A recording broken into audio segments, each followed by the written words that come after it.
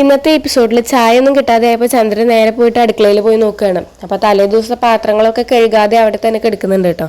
അപ്പോൾ ചന്ദ്രൻ മനസ്സിലായിരിക്കും, അപ്പോൾ അവൾ ഇതുവരെ അതൊന്നും കഴുകി വെച്ചില്ലേ, അവളുടെ വിചാരം എന്തായിരുന്നു, ഞാൻ ശരിയാക്കി കൊടുക്കാം അവൾക്ക് എന്ന് പറഞ്ഞിട്ട് ഇങ്ങനെ പോയി നോക്കൂട്ടോ. എന്നിട്ട് രേവതി രേവതി എന്ന് വിളിക്കും. അവർ രേവതി വിളിയൊന്നും കേൾക്കുന്നില്ല. അപ്പം നമ്മുടെ ശ്രുതി ഇറങ്ങി വരും കേട്ടോ. എന്നിട്ട് ശ്രുതിയോട് ചോദിക്കും, മോൾക്ക് ഇന്ന് കോഫി കിട്ടിയോ ചോദിക്കുമ്പോൾ ഇല്ല ആൻറ്റി എനിക്കൊന്നും കിട്ടിയിട്ടില്ല പറയും. അപ്പം പിന്നാലെ ശ്രുതി വന്നിട്ട് പറയും, എനിക്കും കിട്ടിയിട്ടില്ല, ഞാൻ അടുക്കളയിലൊക്കെ പോയി നോക്കി, അപ്പം അവിടെ ആരെയും കണ്ടില്ല, എനിക്ക് കോഫി വേണം അമ്മ പറയട്ടോ. അപ്പം അവളെ കാണണ്ടേ എന്നിങ്ങനെ പറയാണ്. എന്നിട്ട് വീണ്ടും ഇങ്ങനെ വിളിച്ചുകൊണ്ടിരിക്കുമ്പോൾ അതേ നമ്മുടെ രേവതി പുറത്തുനിന്ന് ഇങ്ങനെ കയറി വരുന്നത് കാണും കേട്ടോ. അപ്പോൾ ശ്രുതി പറയും, ദേ കയറി വരുന്നവള് എന്ന് പറയട്ടോ. നീ എവിടെയായിരുന്നു ചോദിക്കുമ്പോൾ ഞാനിപ്പോൾ നീറ്റിട്ടേ ഉള്ളൂ. അപ്പം നീ ഇത്ര നേരം കിടന്നുറങ്ങായിരുന്നോ, നീ ഇത്ര നേരം എന്താ ചെയ്തായിരുന്നേ ചോദിക്കും. അപ്പോൾ ഇത്ര നേരം ചെയ്തായിരുന്നു എന്താണെന്ന് ചോദിച്ചാൽ അതിനുള്ള മറുപടിയാണ് ഞാൻ പറഞ്ഞത്, ഉറങ്ങിയത് കൂടിപ്പോയി, അതുകൊണ്ട് ഇത്ര നേരം ഞാൻ വൈകി എന്ന് പറയും. നാവിൻ്റെ നീളമൊന്നും കുറഞ്ഞിട്ടില്ല അവളുടെ കട പോയെങ്കിലും.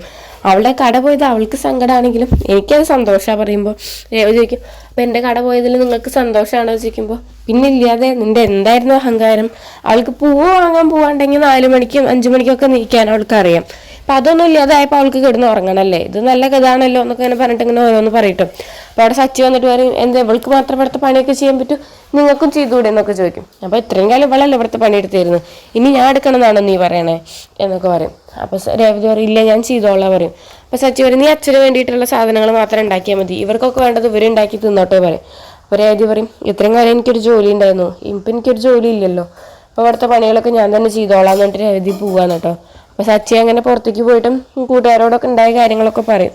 എന്നിട്ട് പറയും, നമുക്ക് എന്താ അവൾക്ക് വേണ്ടി ചെയ്യാൻ പറ്റും, എനിക്ക് അവളുടെ സങ്കടം എങ്ങനെയെങ്കിലും മാറ്റണം, അതിനെന്തെങ്കിലും ഒരു വഴിയുണ്ടോ നിങ്ങളുടെ കയ്യിൽ എന്നൊക്കെ ചോദിക്കുന്നത് കേട്ടോ. അതൊക്കെയാണ് ഇന്നത്തെ ഒരു എപ്പിസോഡിൽ.